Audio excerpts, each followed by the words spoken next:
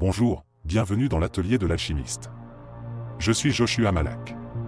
Je suis passionné par l'univers infini de la connaissance. Mon parcours académique m'a mené à des études avancées. J'ai eu le privilège de me former sous la tutelle d'Isaac Asimov, approfondissant ma quête pour comprendre les mystères de notre monde. Aujourd'hui, je partage avec vous mon amour pour l'apprentissage et la découverte. Nous explorerons ensemble les fascinants secrets de l'univers. Commençons si vous le voulez bien par une substance légendaire. La pierre philosophale. Censée pouvoir transformer les métaux de base, tels que le plomb, en or ou en argent. Mais au-delà de la richesse matérielle, la pierre était également considérée comme la clé d'une panacée, un remède universel capable de guérir toutes les maladies et de conférer la longévité, voire l'immortalité. Cette légende est profondément ancrée dans l'histoire de l'alchimie, une pratique ancienne mêlant science, mysticisme et spiritualité. Les alchimistes de différentes cultures et époques, du Moyen-Âge à la Renaissance, ont recherché cette pierre insaisissable. Ils croyaient qu'elle était composée d'une substance appelée prima materia, l'élément primaire supposé de toute matière dans l'univers.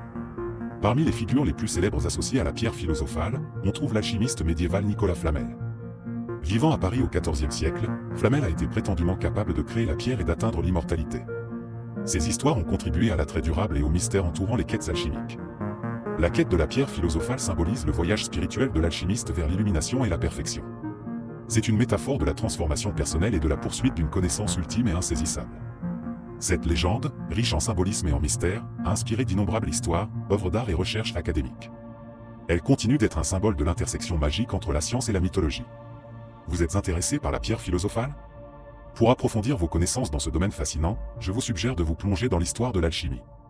Commencez par les écrits classiques comme le Mutus Liber, un texte alchimique iconique, qui utilise des images plutôt que des mots pour expliquer la création de la pierre philosophale. Pour une perspective historique, le livre L'Alchimiste de Paulo Coelho capture l'esprit de quête et de transformation que symbolise la pierre philosophale.